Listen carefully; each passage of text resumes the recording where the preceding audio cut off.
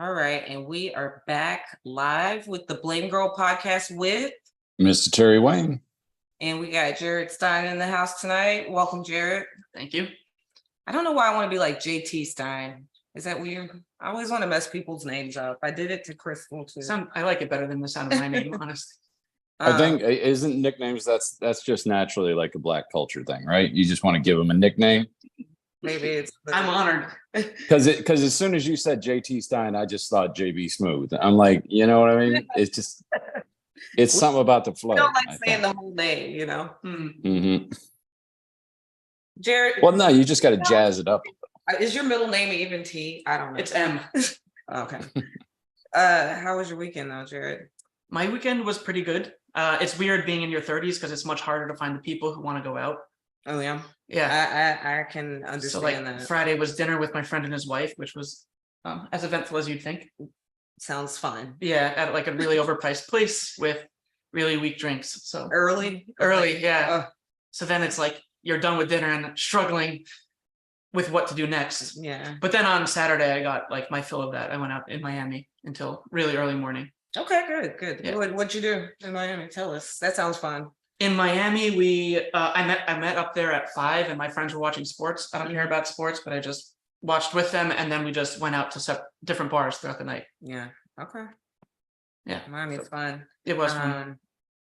Any particular bar you went to? Or? Sweet Liberty, which is my favorite bar in Miami. Okay. I wonder. I got to check it out. Mhm. What kind of music is it though? It's I don't know. It's just like old rock, I'd say, but That's dance music and good drinks. That's what I feel like. That's the vibe you give, like some old rock. Terry, how was your weekend? Well, first I want to tell Jared, like, you should be thankful. You know, you're like, oh, in your 30s, it's hard to get people to go out with you all night like that. I mean, one of the last bits I wrote was about how I love being in my 40s now, because going out with 40-year-olds is different. You know, it's a lot tamer, and but it's still fun because, you know, you're at the bar by 6, get those happy hour shots in, you know. Next thing you know, you got a little live music. Somebody starts dancing at the bar. You got good food. Next thing you know, boom, you're at home. It's 10 o'clock. You know, you bang the wife. You're in bed by 11:30. It's nice. And let me say this, even like as a single lady before I did comedy, because doing comedy, you gotta be out late. But when I was just out with my friends, it would be hitting the happy hours, and I was trying to get dick down by like 8 o'clock and go to bed, you know, like yeah. Yeah, it makes why are you out at 3? It makes no sense whatsoever. Do it regular. Yeah. Early, go right after work, turn up, 7 o'clock, you're drunk. I don't get it. All the good shit pretty much ends at midnight, you know? Yeah, nothing ever is at 3 and you're like, wow, I'm so happy that I stayed out until now. But I think I'm just kind of in a midlife crisis where I'm like not accepting that I need to be home a little bit early. Well, it's not even, it's like if you couldn't get laid by midnight, what makes you think it's going to happen by 3? You know? There's the girl walking in at 3 and you're like, that's the one. Yeah. There's only one reason guys stay out that late, and it's like, let her keep drinking. Maybe she'll change her mind. That's the only reason. That's the only reason at all. So, Terry, tell us, how was your weekend? My weekend. What did I do this weekend? I don't really think I did anything this weekend. I just kind of hanging out. I cooked some stuff. That's about it. Yeah. Oh, yeah. That boring life in Tennessee. I need you to start doing stuff so you could come and talk about your weekends. Maybe try comedy out there. I don't know. And go up to Nashville and do it. I saw, is it John Gregory? Yeah. He was up there this week. I saw it on. Was he? Yeah.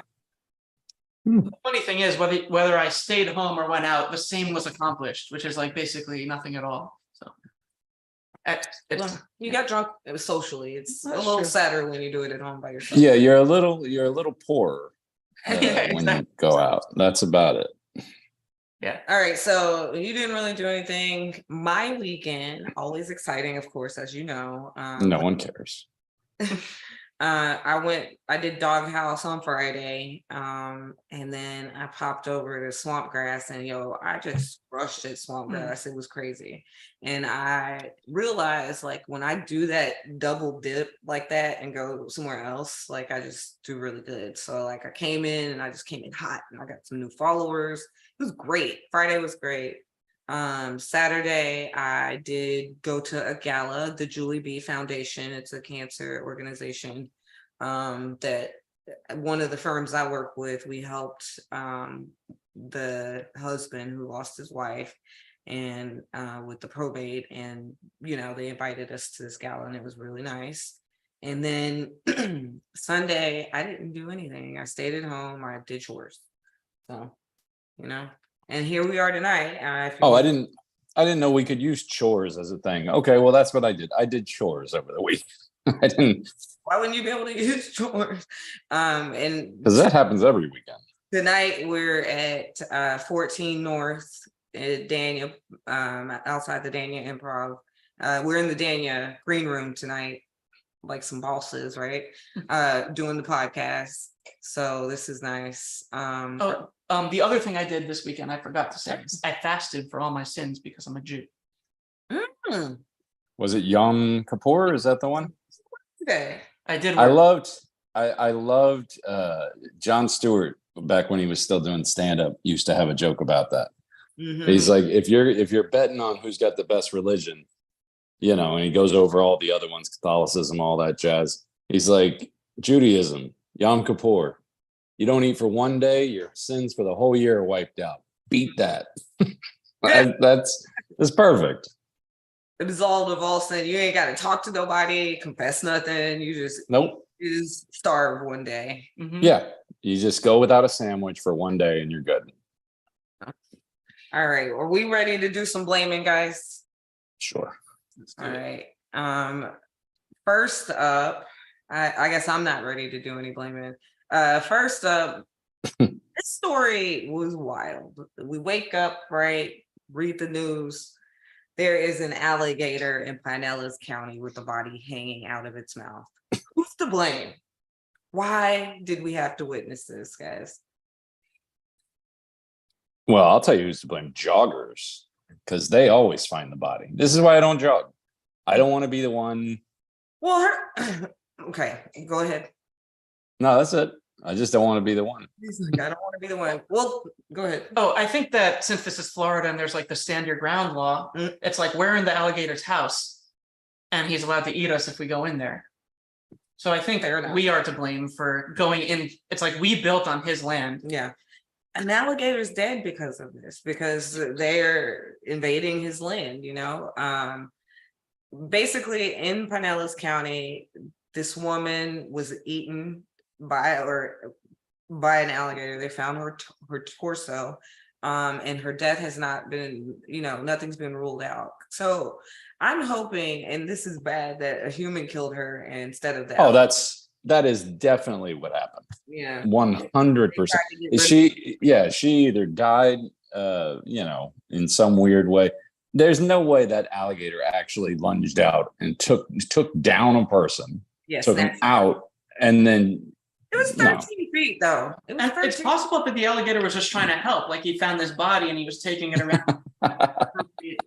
Authority, and instead then the police him. The police killed him, like they do some of us. And killing an alligator for being an alligator, it's like all it does is eat things. How do you consider it for that? That's like an allegory for being a young black man. Is that they killed it? That's like an allegory for being a young black man in America. The cops show up and shoot you, and it's like, I'm the one that called, man. I called about this white lady in the canal. Her name is Sabrina Peckham. She was 41 years old, and like I said, the cause of death has not been ruled out. But guess who found her? Jamarcus. He's lucky the cops didn't shoot him. Be like, we know what you did. Yeah, that would be a real allegory. Throwing white ladies to the gators. We know what you're up to. Then the real funny thing here is that the gator was killed by the wildlife conservation people. So that's kind of backwards. Humanely, but Humane. How are you part of the conservation and That's then what they killing alligators? That's what they say. Humane. Oh, you can't have, once they get a taste for that human flesh, you can't have them out there running around. That's true. Yeah. But maybe- no, it definitely had to be something else. There's no way that, I don't care how big that gator was, Well, they guys, just don't do that. you never know what's lurking in the waters, especially if you're in Broward County where we are tonight. Don't get a glass of water, get a bottle of water here, because they have found elevated PFAS. PFAS. Do you want to tell us what PFAS are, Terry? Yes, they are something that is known as forever chemicals. They're chemicals that they use to make certain industrial products, like nonstick cookware went through its phase with PFAS and all that. But when they don't dispose of them properly, they can leach into the groundwater, which then leaches into obviously everything. But because they're called forever chemicals, that's just it. You can't get rid of them. Once they're there, they're there. It's incredibly difficult. So it's all in the water, like totally elevated. Like I'm saying, I saw Coconut Creek had 60%, and it's supposed to be down to 4%. That's where the EPA. Yeah. Who's to blame? Why is it so elevated? Corporations, obviously, at the peak of it, and then a lot of GOP groups too, because they're all about deregulation. When they say things like deregulation, that's one part of it. Yeah, they mean financial deregulation, but they also mean this kind of deregulation. In Florida, we really used to take care of the water here. Like they cared about the water, even the Republicans. I thought DeSantis did, but it's like, I guess not. I guess not. Oh no, they never cared about the water there. That's why they let the sugar industry just demolish everything. Even when I was a teenager, I guess the sugar industry, you think they're putting these forever chemicals into the water? Well, not these particular ones, but for decades, they were dumping runoff into the glades. Jared, what do you think about this? Why is it like this? I think that the home cook is to blame for buying the pans. They should use a little butter and just use normal pans. An iron cast. You have to start at the bottom, and then the corporations will fall. Yeah, I don't think so. Yeah, true. Even when I was a teenager, I used to fish a lot, and the wildlife, the Fish and Game would tell you, like, if you catch a freshwater fish south of Lake Okeechobee, do not eat it. Yeah, and seriously, and we filleted one time just to see, and like a largemouth bass, we filleted it. I think we caught it in like the Deerfield locks out by the glades. So when we filleted it, there were little gold rings all over the meat inside from absorbing all those chemicals. Poor baby. But hey, enjoy that sugar at a low cost. Poor babies. I will say this. Oh, sorry. No, I was just gonna say, and sugar's not even good for us. It's really bad. Yeah, I do think that, like, if they're putting things called forever chemicals in the water, like, I don't think I need to be using like paper straw. Right? Yeah. It's like I don't think the environment's gonna get destroyed because of me. Different. It is the turtles. Is the straws. True. But what I'm saying is, you know what? I think we've done for all this. I think we've done enough for the turtles. You know what I mean? You can't drive with your lights on around certain places. You got to dim everything. You got to do. At some point, you just got to go. You know what? Mother Nature wants them dead. I mean, I guess that we could be thinking about killing alligators for bringing us bodies and saving the turtles. I'm in the same sentence. Plus, it's like, good news, turtles. You won't get straw stuck in your nose, but you are swimming in forever chemicals. You know what? Choose your poison. You know what I'm more concerned about that's in the water is all these fucking prescription drugs everybody does, because that's also a thing. Right? Oh yeah, they. I read a story. I wish I had it right in front of me, but I read a story where in California they had caught a number of raccoons that they thought were rabid, with rabies. Nope. Turns out they had gotten introduced to some fentanyl in the water that they were the runoff water they were drinking. That's crazy. He got he got fentanyl raccoons running around. The sequel to Cocaine Bear, Fentanyl Records. That's fentanyl Don't raccoons. just kill like raccoon, like. Yeah. All right. Just a dab will do you, I guess. Yeah. A dab of fentanyl will do you, or a run in the sun, guys. This week, a 12-year-old, or maybe it was last week, a 12-year-old boy died after his gym teacher had him run in triple-digit temperatures. And I'll say this, his aunt is a gym teacher in the same school district and did not have her class run in those triple-digit temperatures. And he was also being punished. So he is dead now. Who we blaming? Is it teacher? Is it the son? Or we're like, what's going It's on? obviously the teacher, you know, because when you read the story, you read about it. Yeah. You know, they had this kid show up, forgot his gym clothes. His punishment was to run in his regular street clothes, which included jeans and shirt and all that. And you got him run for what? Why? What's the point of making these kids run in the first place? Do you remember high school? Did it do anything for you? Are you an avid jogger now? No. This was just vindictiveness, in my opinion. This was a teacher that was pissed off that he forgot his clothes and wanted to punish him and didn't realize, like, oh, he's gonna die. We all had those gym teachers. My 8th grade basketball coach threw a ball at my face. But anyway, what do you think, Jared? I blame whatever college did not accept this PE teacher to become the college athlete he wanted to be, which led to this kind of extreme hatred for the young people who still have a chance to do it. Yeah. I blame this PE teacher's father too. While we're at it, run faster. In high school, had only one hand because he tried to hide a firecracker when he was a child and it blew up his hand, and I think that humbled him. So he never made us run. Yeah. Oh, wow. I mean, I know I've had vindictive coaches that would just make you run and run, but thank God no one ever died. And this was so long ago. It was definitely like before it was like so hot.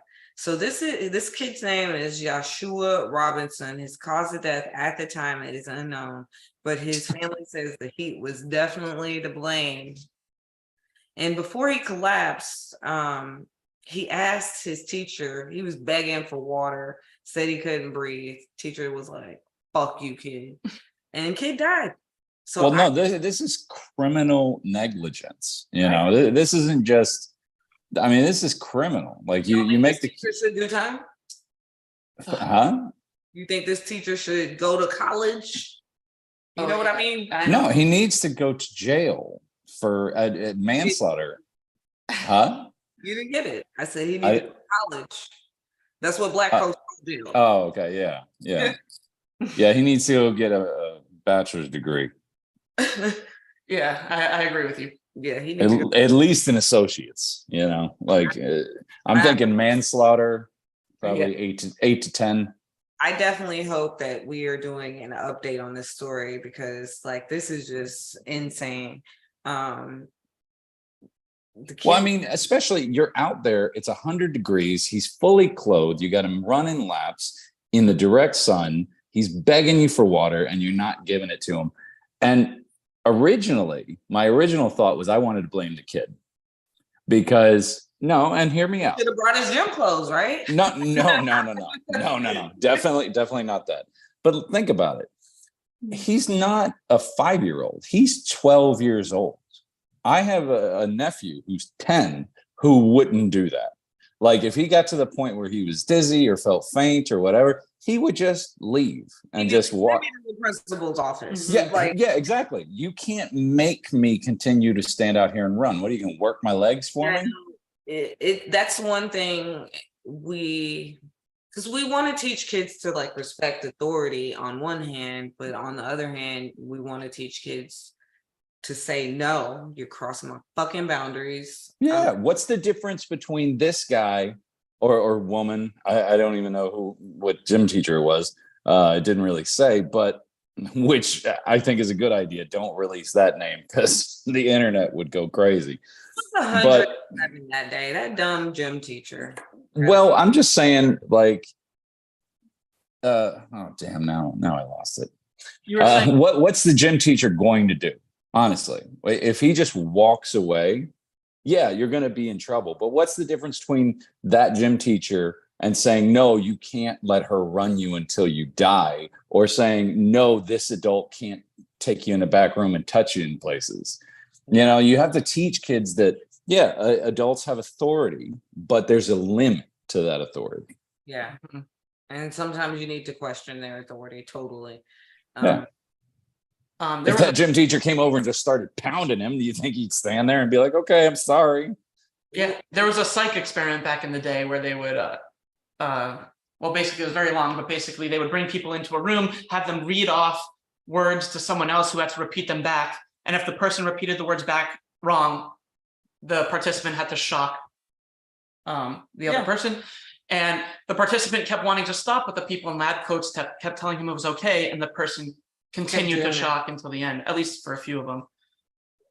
So it's that lab coat. People just submit to authority. Yeah, a whole joke about it. Like, just go. Like, if a doctor tells me to do something, I'll probably do it. You know, like I went to go get I had hemorrhoids, and I went to go get my butthole checked, and he was starting to give me a gynecological exam, and I was just like, okay, you know. Well, you don't have to go get checked for that. You just give him your OnlyFans page, and then he can... This was before OnlyFans. No, and then the nurse was like, "Yo, she's not here for that. She's here for this." And so it was just like I was like, "Oh, maybe he needs to check both." I didn't know, you know. So, but yeah, sometimes you should question authority. Anyway. Absolutely. Always be questioning authority. Always questioning our ultimate authority, Congress. And we are about to shut down the government on October 1st. And honestly, I didn't even know that because we're always about to motherfucking shut down. No, we just always shut down. It seems like every other year. Yeah. You know? Who's to blame, Terry? I know this is really... I'm going to say literally every elected official. Because at this point, it's such a circus that it doesn't even matter. Oh, right, left, blue, red. Okay, like any of them actually give a fucking shit about anybody else. I do think it's funny that the main problem here is the GOP Congress, which has turned on itself, you know, and now you've got a small faction of like 13 congressmen and women. Like Marjorie Taylor. Never really the Democrats that are holding the fucking government hostage like this. Oh no, they did too. They put Trump's. It wasn't very long ago that they put Trump's feet to the fire over the border wall funding, and we ended up shutting down too. So I'm not going to say it's one or the other. I'm going to say it's all of them. Because the funny part though is that the main thing being held up here.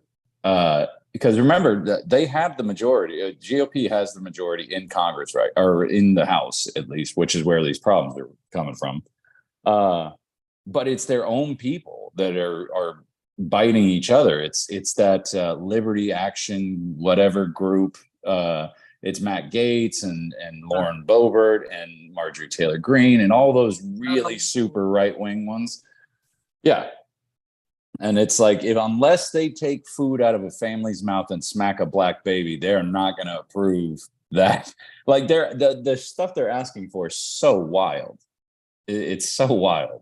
So you think it's this fraction that's holding it up this time? Oh, 1,000%. It's not even an opinion. Because I went to AP. I got the facts. They're holding it up. If the government shuts down, these employees ain't getting paid. Social Security checks will go out. I know that. But I'm wondering if, will the Postal Service still run?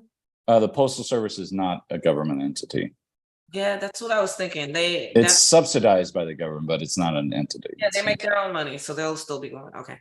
Yeah. No, but things like TSA won't be getting paid. The FDA won't be getting paid. The FDA, I think, shut down completely the last time. I think we had one of those E. coli spinach scares right after that. I was going to be like, they're fucking dumbasses anyway. Because the FDA, if they kind of... What do you mean?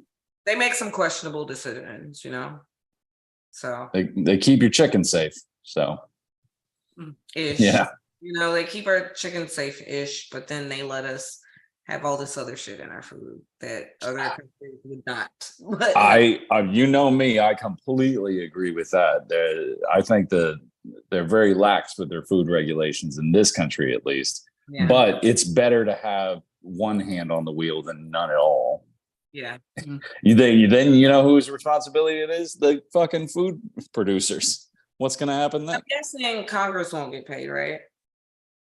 No, they actually get paid for life, Yeah, regardless. but the government shuts down, they won't get paid. They might not actually receive their quote unquote money, but no, they're still getting paid. They get paid if they're not there. Like there's nothing that stop if you're an elected official in Congress, Yeah. you not only do you get paid, but you get paid once you get voted out of office, and you get all your benefits for life, forever.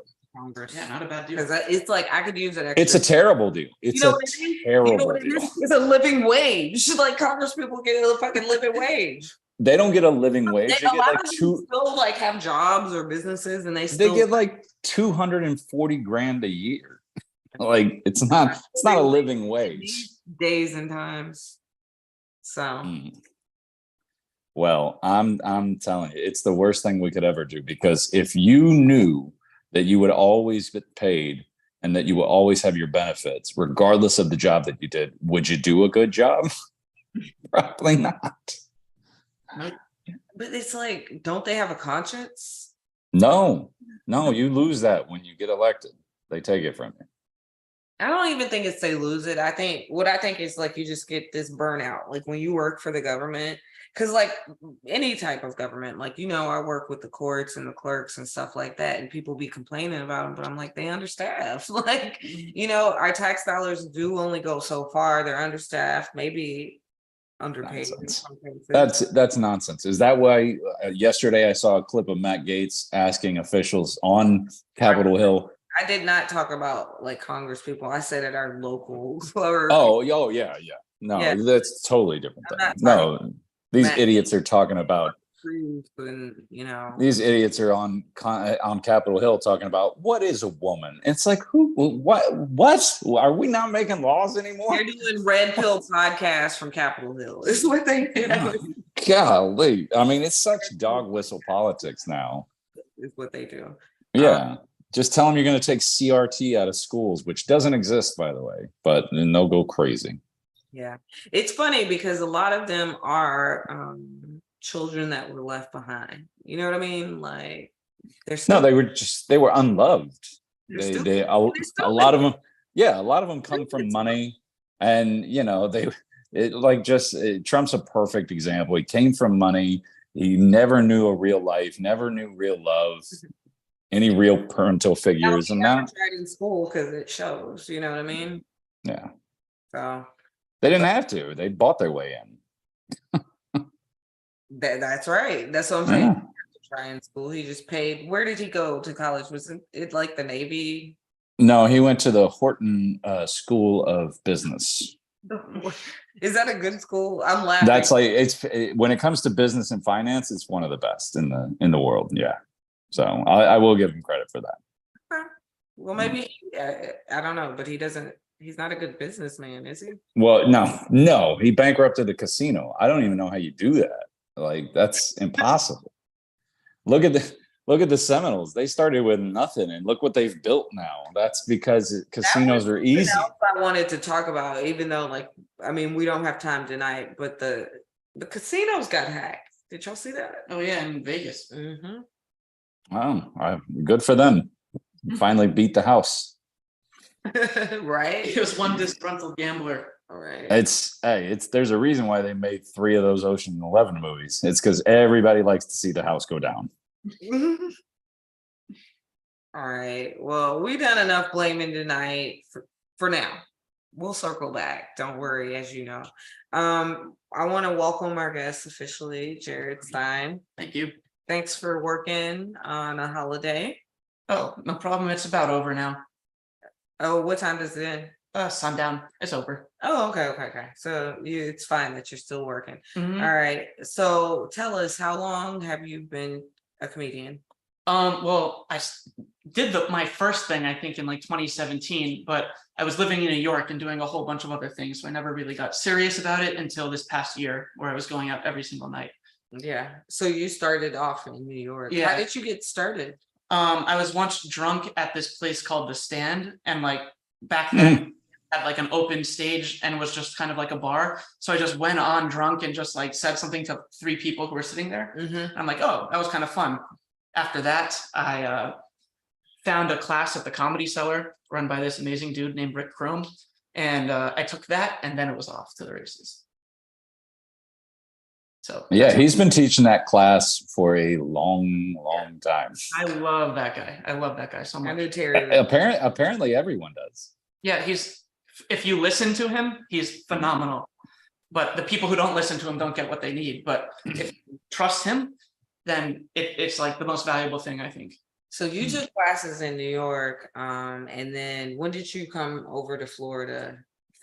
To stay, I came at like during COVID. I was moving back and forth from Manhattan to here, and then I eventually got a girlfriend here, and so then I stayed. When did you get started on comedy in the South Florida scene? Oh, I think like when I was actually doing it 5 nights a week was No, just when did you? oh whenever Yeah, maybe 2 years ago. 2 years ago. Where did you start off here? I think I started with Nick Nasik. Mm-hmm. Yeah, But- which room? The barbecue place. Spanx. Spanx. Well, we're missing tonight because sometimes I'll do it from there. Yeah. Yes, So- I've seen you there do that. Terry, what were you gonna say? I actually wanted to ask Jared. Jared, when you do that class, did you actually get to perform at the Cellar at any point? You do, but you get to perform at like 3 or 4 p.m. But you still get a picture on that stage. Yeah. See, that makes me want to go and take that class just to have that opportunity. Because out of all the places in the world I've performed, that's the only one left on my bucket list that I haven't gotten. Oh, really? I would. Yeah. I think you've been at the Stand, right? Yeah, I was at the Stand. I did a few clubs in New York because I've been to New York a couple times to perform, and did some amazing shows. With one with Mark Norman. With I got to open for him, and then That was no, that was super cool, and then the Comedy Store and the Ice House out in LA. Yeah, no. Really cool venues, and man, I wish I could get the Cellar. I really do. Parts of my body off to be able to perform there. Honestly, to sit at that comics table has been a dream of mine. I used to go there like at night and like bother all the comedians to get like advice. And one time, actually, Mark Norman let me go with him to several shows that he was doing that night. Oh wow. Which Oh, is that's cool. yeah, it was really nice. I'm trying to go up No, there. he's a super nice guy. I'm trying to go up there in November, and y'all are making me so excited about it. So Yeah, just make sure you reach out early before. So I'm gonna hit you up probably for some of your contacts, and maybe you. Okay. So since you've been here, and you have generally, where's your favorite venue to perform? And you cannot say The Improvs. No Florida Improvs. It's too easy. I am a total slut for it. Anywhere that will have me, I like. But That's fine. I really like. I will literally do anywhere, and each one, if it works, it's my favorite spot for that time. I haven't done like nowhere stands out to you. There's not a lot that you're like, I like going here. I'm gonna go here every week. It could even be in my the open mics. I really like Brews Room as an open mic. I used to like Dada. I always thought that was a really cool hang. Dada, yeah. Yeah, but as far as like, I guess just whatever producer will put me on, I'll go wherever they want. Yeah. I just like being chosen. Yeah. Okay. And that's the truth. That's a new favorite venue. Mhm. Whoever will have me. What have you traveled since you've started? Not for comedy. Okay. No, I haven't traveled. Although I did do that Comedy Cellar class. Like I happened to be in New York when they were doing one of their showcases, and I got to do like just be a guest on there. Nice. So that was pretty cool. Nice. Yeah. What's been your what were you gonna say? Oh, and then I'm going to Fort Myers because there's like a comedy festival there that I just got accepted to. Okay. In Fort Myers? Mhm. Interesting. What's been your favorite moment since you started comedy? So one of the coolest ones was there's this woman named Gladys who works at the comic strip in New York City. And one time she was doing a show and there was a special guest who I was on right after, and the special guest was Jim Gaffigan. And he went on. Yeah. Oh my God. He went on and he obviously murdered. Yeah. And then I went on right after and I murdered as well because everybody was so like jazzed about him being there. Yeah. So that was really cool. You had to follow Jim Gaffigan, and it went well. Well, see, that's the way every comic looks at it. They're like, follow him. No, ride his wave. It's big enough for you to fit on there too. You know, technically the open for me, but whatever. No, I don't think anybody would see it that way. I was at a show a couple of weeks ago with the host here, Ellie Rodriguez, right? And it was supposed to go me, then Ellie, and then Ellie went first, and then I went, and I was like, yo, I don't need to follow her ever again. You know what I'm saying? Because it's something, there's some energy, right? And my energy is a lot more like deadpan and very like, but she's very out of Miami and very up. We had her on here yet? Yes. Okay. Yeah, she was on here a few weeks ago. So one thing I remember about that night though is that like it was a really tiny green room at the comic strip. It was like a little room, and I was allowed to be there because obviously I was on the show. And there was this really annoying comic kid who came in and started talking to Jim Gaffigan, and I was being respectful, not saying anything because I knew he was doing everyone there a favor.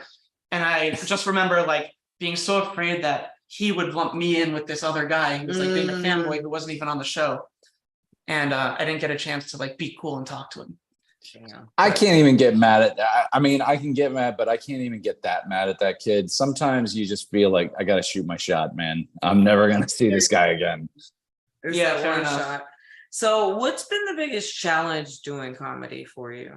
I think the biggest challenge is maybe what everyone faces, where you think that you're good enough, but you're not like quite chosen to be put on shows as often. Or like, I guess the networking aspect of it. A few people have been great, but that's like, I think that's the most challenging part, is like fighting your own ego and realizing you have to do much, much better to be much better. I don't even think it's that, right? I think when you are a new comic, and I had this problem a lot, you like kind of sit around waiting to be chosen, but you should also be reaching out to people because you got to like stay on people's mind, go to their mics, go to like being here is good tonight. Exactly. Yeah, if you sit around and wait, you're gonna be waiting a long time. It's true. It's very true. Yeah, I've had arguments with other comics down there about this very issue. Like, they say, "Hey, how do you?"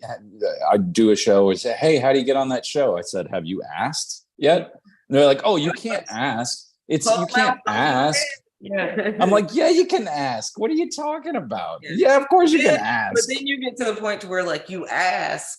And then they be like, okay, but they never put you on. And then you're like, But well, that's a horse of a different color. That's what I was saying. Like, you have to fight your ego and not think like, oh, people should be looking at me, right? It's like, no, you gotta like work your ass off to do it. And that's the challenge. But like, I have started asking.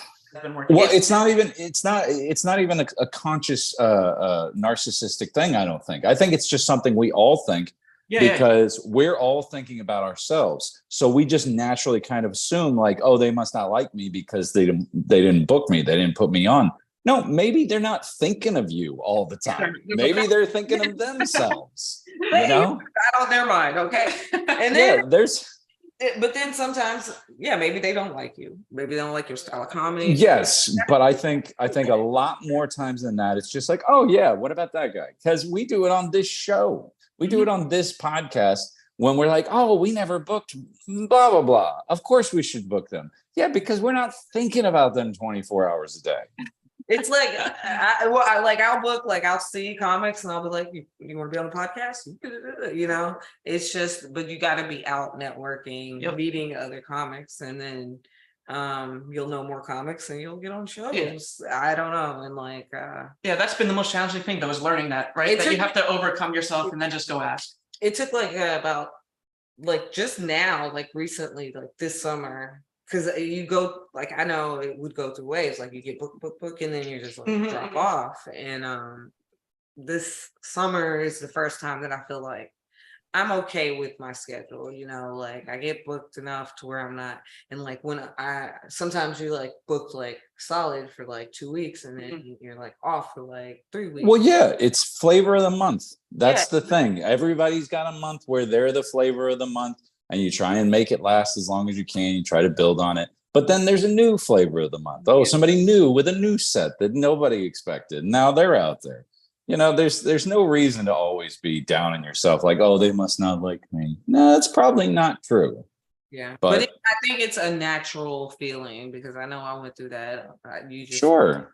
Yeah, and you like want to try to prove yourself, but definitely the biggest thing is closed mouths. Closed mouths don't get fed, right? Yeah, I would imagine no matter how far up the totem pole you get, you're always thinking like this, you're just on the verge of not being booked. Always, I would imagine, unless you're like in the legendary status. But I heard comedians talking about like, there's a famous comedian and he was talking about how another famous comedian would never put him on his show. And I'm like, well, if they're still dealing with it, then I have to deal with it. Yeah. I don't know who I was talking to recently, but they were talking about how Louis C.K. I don't know if it was you last It was week. me, yeah. You're talking about at the Comedy Store. Couldn't get booked at comedy. He could not get booked, and I mean well into his famous days. Well into it. Probably the third major special he had, still couldn't get on at the Comedy Store in any fashion because the owner, Mitzi Shore, didn't like him. If somebody in this business doesn't like you, they're going to let you know about it one way or the other. Like you're going to find out. There's too many gossips in this particular industry to where you just won't be aware of it.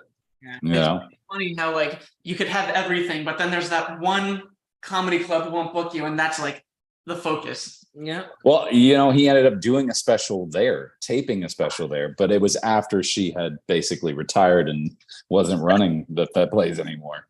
You motherfucker. But that's what I like it that a woman did it. She's like, fuck you. You pulled your dick out. That's probably what happened. No, he didn't. He said, according to him at least, he said within 30 seconds of him being on stage, she was telling him to get off stage. Wow.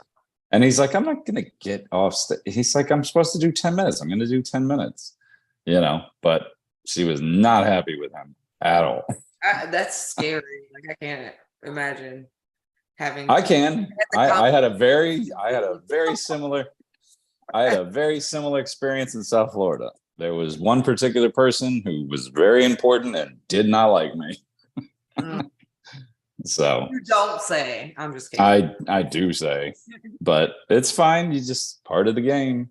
Because that's when you got to travel. That's when you go out of town. If you can't get booked here, get booked in New York or LA or Boston or wherever, wherever you got to go.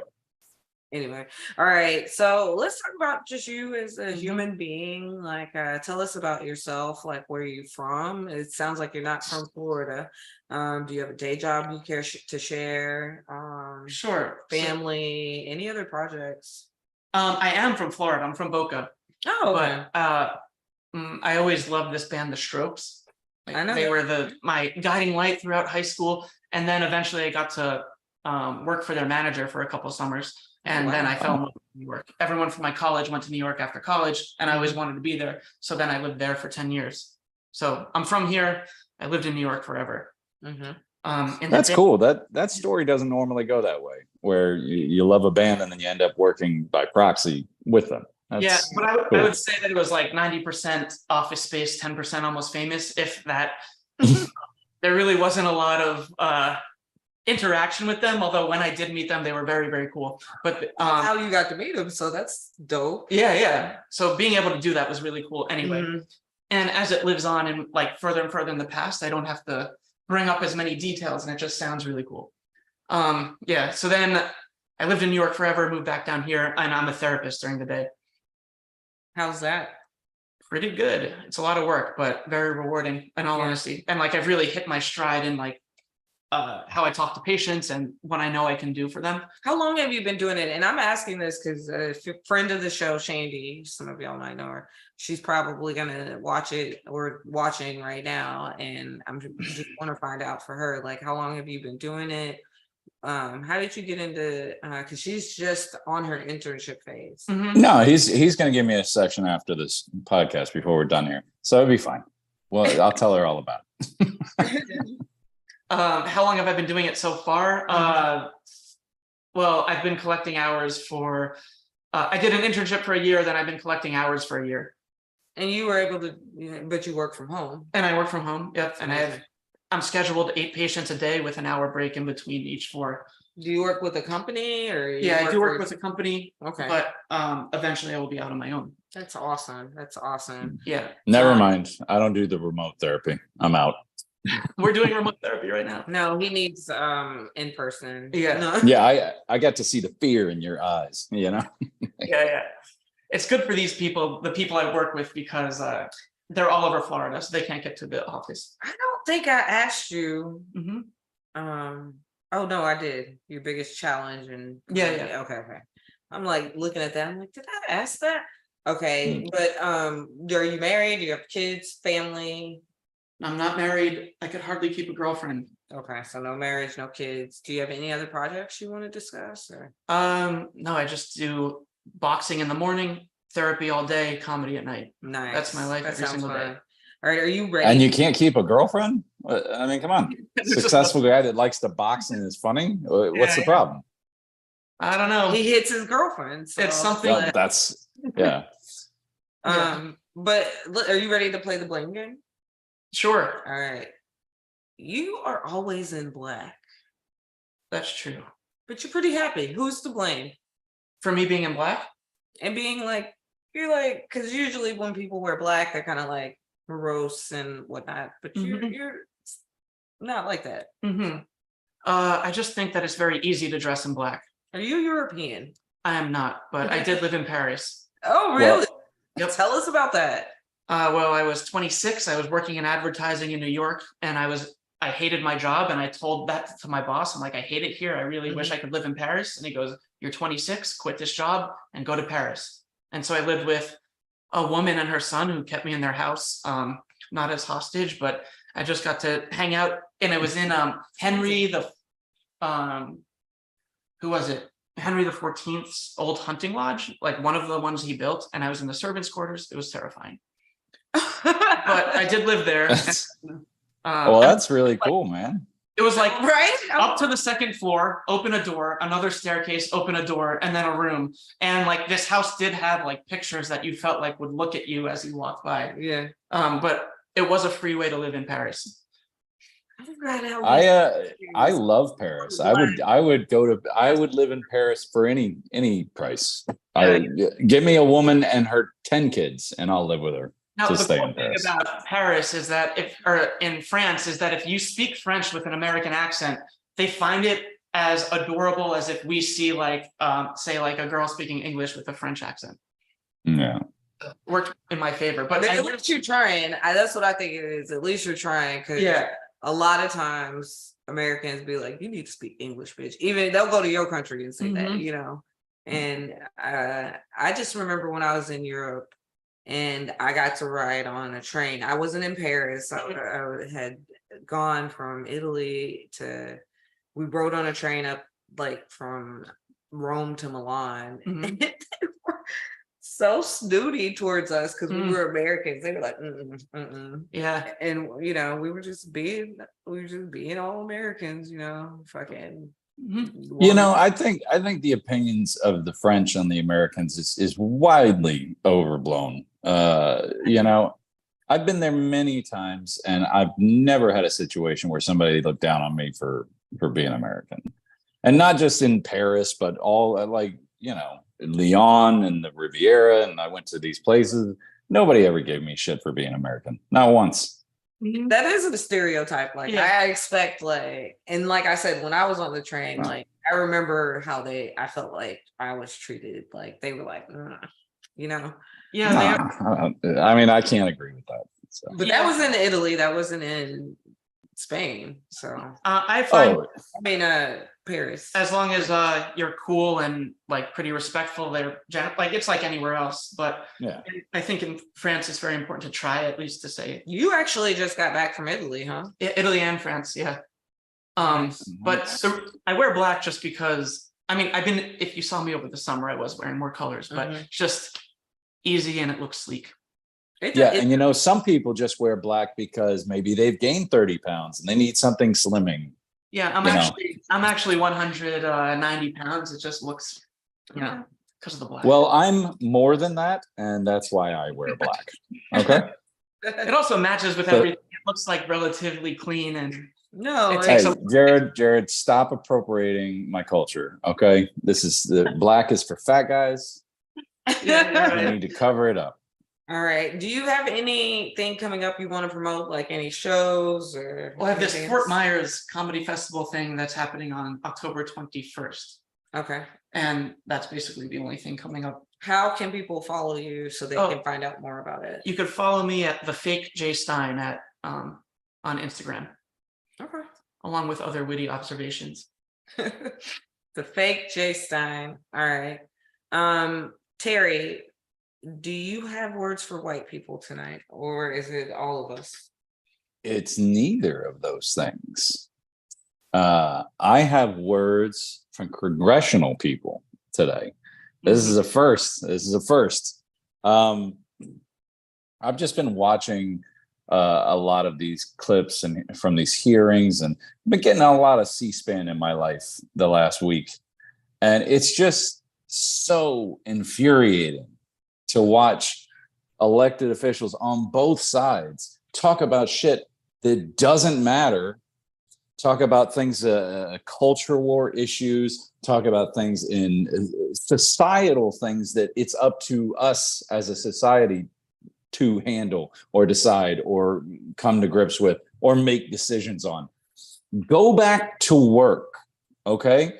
I don't need Matt Gaetz talking about what gender is on Capitol Hill. I don't need Nancy Pelosi wearing a dashiki and taking a knee, to try and win over black voters. Just do your goddamn job, okay? That's it. Do your job as, I don't know, with the minimalist amount of corruption that you can. I understand you got to grease your palms somewhat. You got to keep those, those re-election campaign funds flowing in, but just do your fucking job for once. I just want to see somebody in Washington do their job because they want to do it well. That's it. And I don't really think that's too much to ask. And if it was up to me, if I won the Powerball tomorrow, that'd be the first thing I did. Me and my wife were talking about what would you, because it's up near like 750 million. What would you do if you won the Powerball? I'll tell you what I'd do. I'd start a lobbying group. That the only job of this lobbying group is to make these motherfuckers do their actual job, which is to represent the constituencies appropriately so that everybody else's lives below them can get 1% better. But you know what's not making it 1% better? All this culture war bullshit nonsense. It's not changing your life. I know every time Joe Biden falls up the stairs, you feel like you won something, but you didn't win anything. Okay. And when Nancy Pelosi's husband gets cracked in the head by some crazy guy with a hammer, it's not affecting your life. Yeah, it's not helping your children. It's not getting you a raise at work. It's not cutting your taxes. Seriously, just do your fucking job and hope that I don't win the Powerball. All right. Thank you. I like that. I do have an announcement to make before we go. Once again, as always, the book is Unclaimed Ashes. It's available on Amazon right now. And the second book is almost done. Congrats. The new one is going to be called Fill It to the Brim, Please. It's gonna be a while because you have to edit it at least 3 times. Mm-hmm. So it's gonna be a while, but I'm super excited because I feel like it's really wrapping up nicely. So, all right. So yeah, if you haven't bought the first one yet, it's Unclaimed Ashes on Amazon now. All right, thank you, Terry. I guess all I have coming up, I'm here at Dania 14 North tonight, and then this Friday I am going to be at. You just gotta follow me because it's a new mic, but it's gonna be there's gonna be like a celeb judge there, I can't remember who the celeb judge is right now, but call me Blame Girl. And you can find out. And then Saturday I will be at Draft House in North Palm Beach. And then yeah, I guess I can tell y'all next week where I'm gonna be. So all right. Until next week, guys. Bye. You gonna say bye, Terry? Nope. You get the peace sign and that's